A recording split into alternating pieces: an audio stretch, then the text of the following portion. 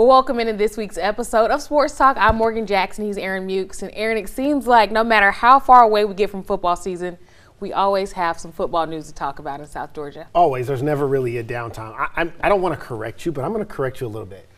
We can't say this week's episode of Sports Talk anymore. Think about it. I know. I was kind of saying, how could I let the people know that this is different? But every night of the week now, 7:30 p.m., we're going to be right here for Sports Talk, whether we're live in the field or here at the anchor desk. I think it's cool. I think it's an opportunity for us to give more sports content outside of our normal newscast. And it's a little bit of a change, but we're getting used to it. But this is the only one y'all can see us live on ABC. That is but the very rest true. of them, we're streaming. That is very true. Yeah. WALB.com or our WALB app. Yeah, you can find us there. You talked about football news?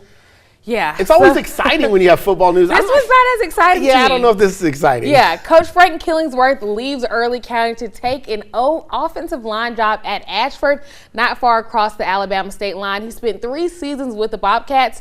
He's known for running the football, so this should definitely be a good fit. And he's been extremely successful during his time as a Bobcat. And when we look at what he's done there, he's won twice as many games as he's lost. I love that picture of him. He led them to 3 straight region titles, got them over that Elite 8 hump this year, and made it to the semifinals in 2025. And Aaron, we were talking about this last night. This one was a little bit unexpected. What are your thoughts?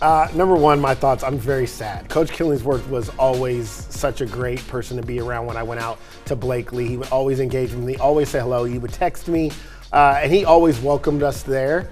And you could see it translated to the football field because even with the success that he had, they were always short numbers at Early County. This is not a program that's had a bunch of guys to choose from. Like, he's made the most of his time there. I'm really going to miss him. I think I texted him earlier today and asked him basically why. I was trying to do my inner Morgan, like get all the team. Get all the info. And he basically just said, look, I'm really close to retirement and this is an opportunity where it's probably less responsibility being an offensive line coach. They made him a really good offer, and he doesn't have to move. So it is right down the way from Early County, and he's still going to be watching the Bobcats, he said. So he encouraged us to continue to get out there. If you're looking for the next head coach at Early County, are you looking for a guy that's going to stick with that ground and pound offense? I'm a big believer in coach for what your personnel is. So I think if you're the staff or administration there and you're trying to find the next head coach, maybe you're giving a look to some of the guys you have. Maybe you're making a phone call to Coach Killingsworth and say, hey, what kind of guys do you have in the program that we can kind of build around, and what does that look like? What would be a good fit here? Maybe get a recommendation from him. I think you just have to coach to your personnel. If you have a team that's willing to spread it out and can do those things, I think you do that. If it's a more ground and pound team, I think you do that. I just think you have to fit what your personnel is in order to be successful in any level of football. Spring ball not too far from where we are right now. How quickly do you hope or think they need to make this hire? I think that's the biggest thing we have to kind of worry about, right? They're now behind the 8 ball. We've already had coaches that have been hired, started implementing their program, things like that. When you look at Early County, you lose guys like DJ Lee. You lose guys like Jimmy Jones, who were staples of both the offense and defensive side of the ball. And now you have to bring in a new coach, which breeds new culture.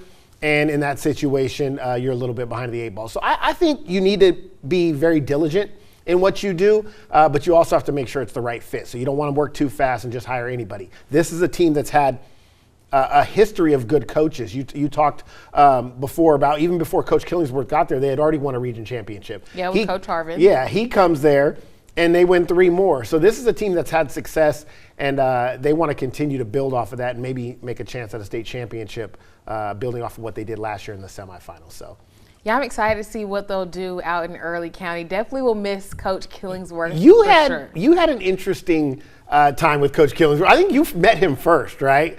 Did I? I think so. I think you came back and you were like, hey, the Early County coach is really nice. I just remember you talking about how polite he was, how nice he was. Oh, he's extremely kind. I mean, extremely kind. And we even had a really bonding moment, I would call it, this year when we had our game of the week there, them against Seminole County, and we were talking about Blakely chicken. So we love that place. I think he tried to send us there one time. I'm not sure if it was Blakely chicken or something else, but he definitely had the restaurant suggestions. And he's very familiar with the Albany area too. So it was a really cool, and like you said, he was always really embracing. So. Yes, he will certainly be missed. Staying on the football field, but we're switching gears to flag football now. it continues to grow in its popularity. 3 new schools in South Georgia will be getting programs at Terrell County, Cairo, and Pelham. And we've already seen South Georgia schools make some noise with Fitzgerald last season in the Final Four.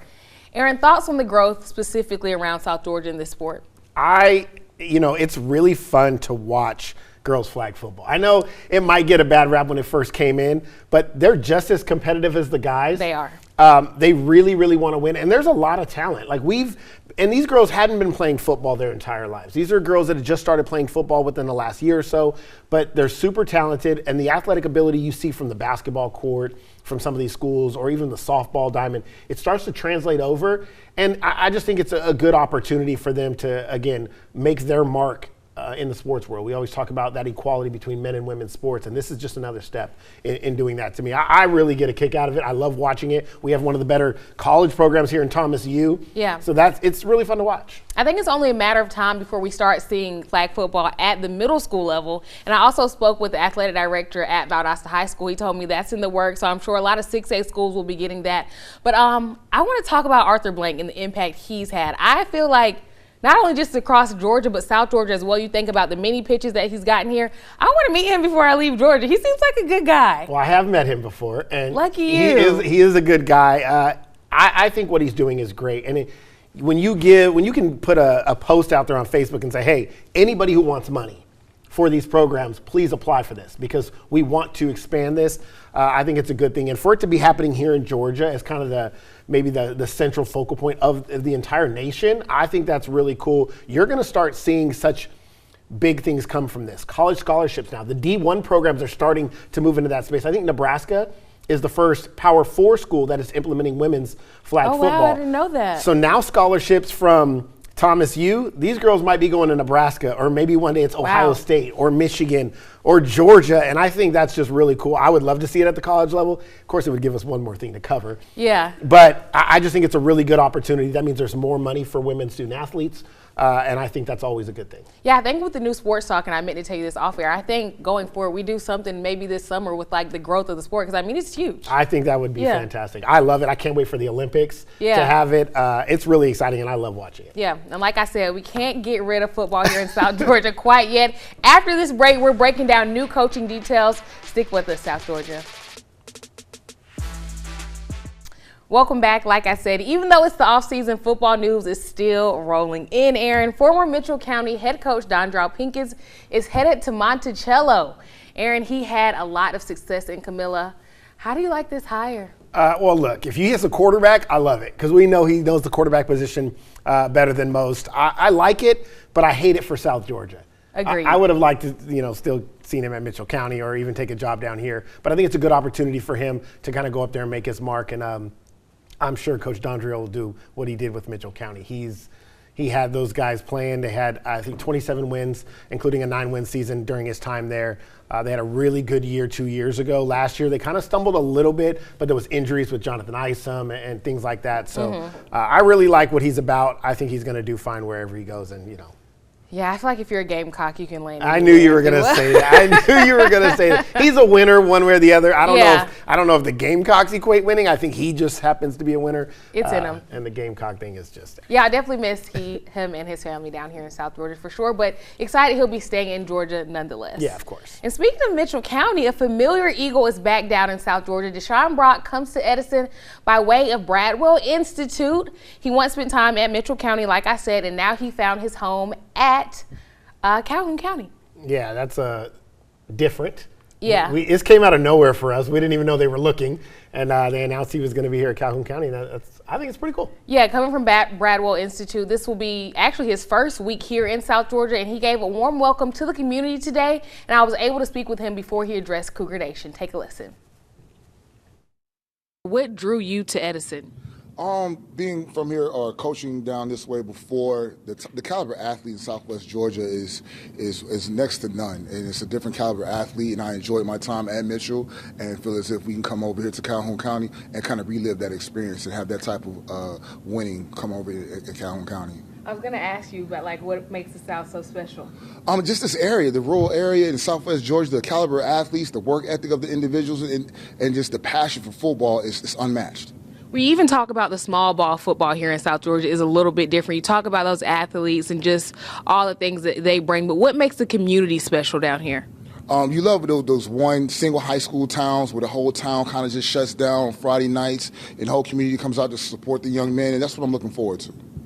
We look at Calhoun County's history. They've played more 8-man football than they have 11-man in the past few years. So some of the guys are honestly still learning the game of 11-man football. How do you attack that as head coach? By teaching the fundamentals, get them back to the basics, and once they get familiar with how we want to play in our scheme, they'll fall in love with the game and grow those numbers and ultimately grow the wins. Do you have a motto or anything that you're bringing here?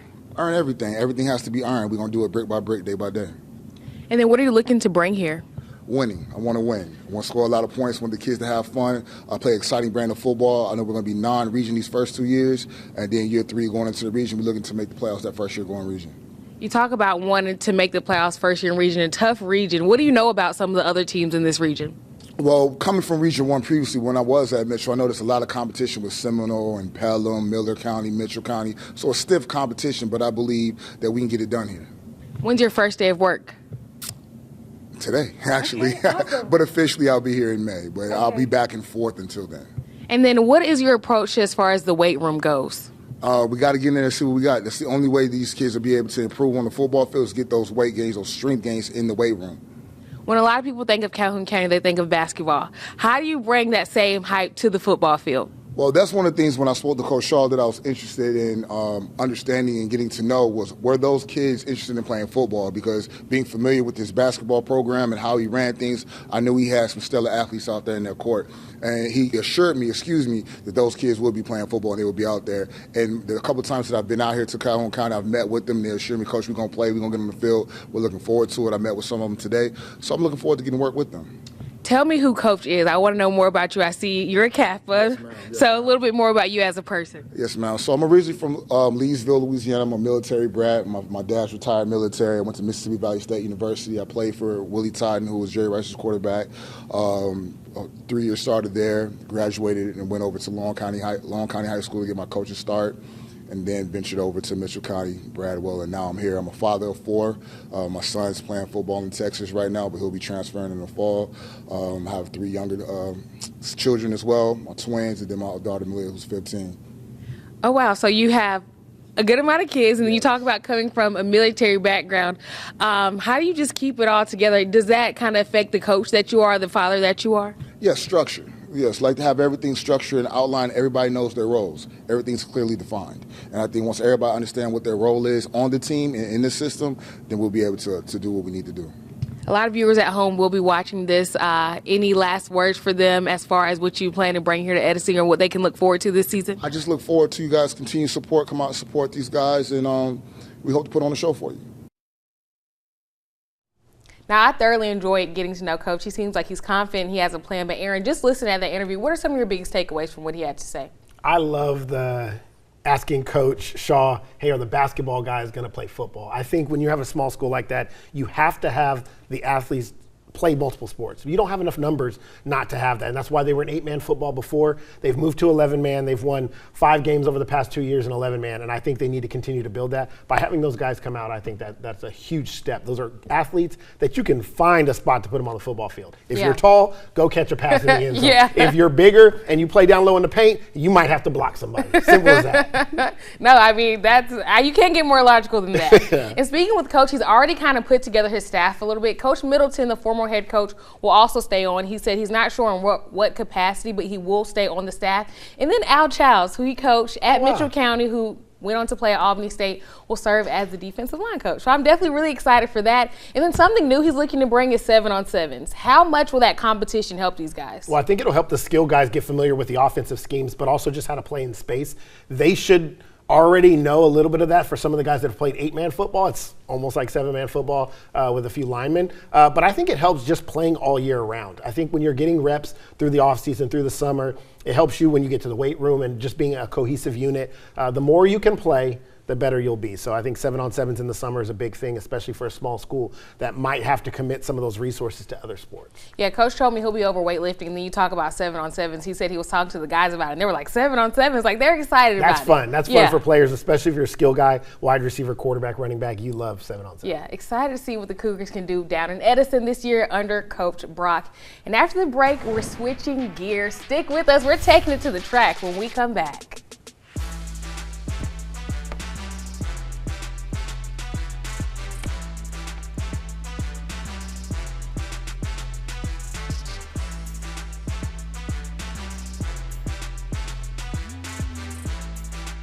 Well, the pollen is out, the sun is shining, and you know what that means, Aaron? Track season is here. Yeah, I got sunburned. You did get sunburned, yes. This weekend we were at the Yellow Jacket Invitational, checking out a few South Georgia teams, and we've been focusing on a lot of athletes around here in this area. And Aaron, who stuck out to you the most this week? I love Thomasville's team. I love Tift County's team. I love Thomas County Central coming out. We're looking at it right here, the relays. Thomas County Central, you actually got a shot at the start. They came around to finish. I thought the Yellow Jackets looked good. Cook had some good performances. Monroe and Doherty both had some good races.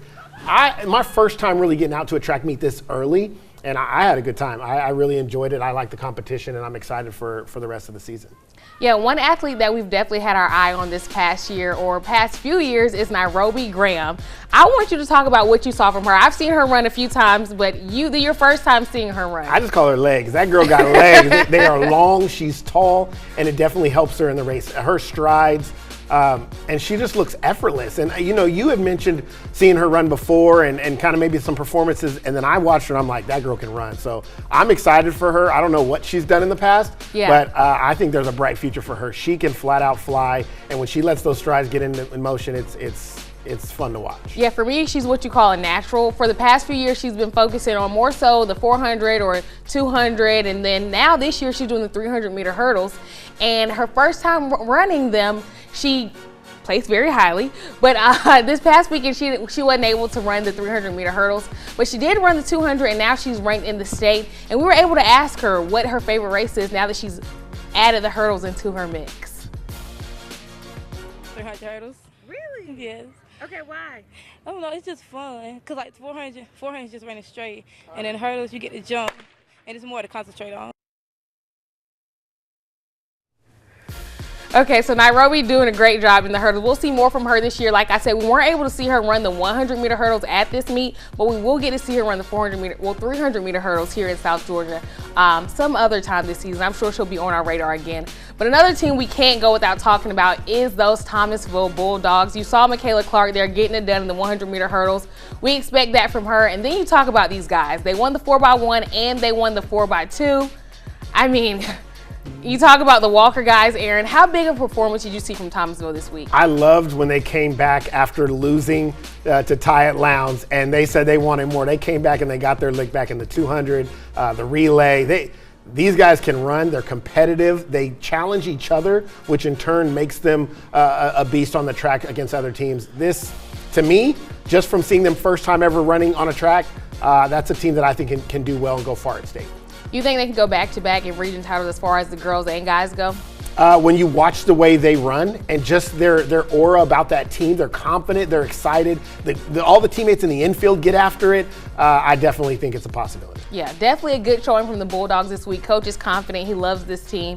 And another team to definitely be on the lookout for that's seeking revenge this year is the Lowndes boys. Lowndes boys and girls both won the Yellow Jacket Invitational, but last year was the first time in a decade. That's 10 years that Lowndes boys did not win region. Well, they're coming back for it. Okay, I was going to ask, what are your thoughts on that? They're coming back for it. I watched Ty run. I think they can do it. It's something that they are special, and this is a historic program. And I think no matter what, they will find a way to be back at top. And I didn't see anybody else there, at least at the time, that really could hang with them. So I really like Lowndes going forward. Yeah, the region meet this year will actually be at Richmond Hill, so I'm kind of sad it won't be on their new track. But something to note, and it's certainly not an excuse. I spoke with Coach Terry Quinn about it. that they didn't have a track last year. They ran at Cook once a week and they ran in the indoor facility. How much of an impact do you think that'll be that they have proper training this year on an actual track? When you have facilities, it makes everything better. We've seen it in the past, and I think it's only going to be even better going forward. Yeah. Well, after the break, stick with us. We have more here on Sports Talk. You don't want to miss it. After this break, we'll be right back. Signing day. And so today, go ahead and get started. What an exciting day for Marcavian. Lady Canes head coach Emma Johansson earned her 100th collegiate victory at Georgia Southwestern, completed the sweep against Fort Valley State, hired in July of 2024, and now in her second season with the Lady Canes. Johansson has 36 wins at GSW after previously winning 61 games in 2 seasons at Cameron. The Hurricanes celebrated the milestone in style with an 11-2 win. And Aaron, let's just take a look at some scores from the NCAA tournament. TCU taking out Ohio State by 2. High point, Duke baby. High point for our producer Allie, and Duke getting that win over Siena. That one was a close one. And then shout out Junior and Vanderbilt. Arkansas getting a nice win over Hawaii, and then Michigan State also getting a win. That wraps it up from this episode of Sports Talk. We'll see you right back here tomorrow night at 7:30. Have a good night, South Georgia.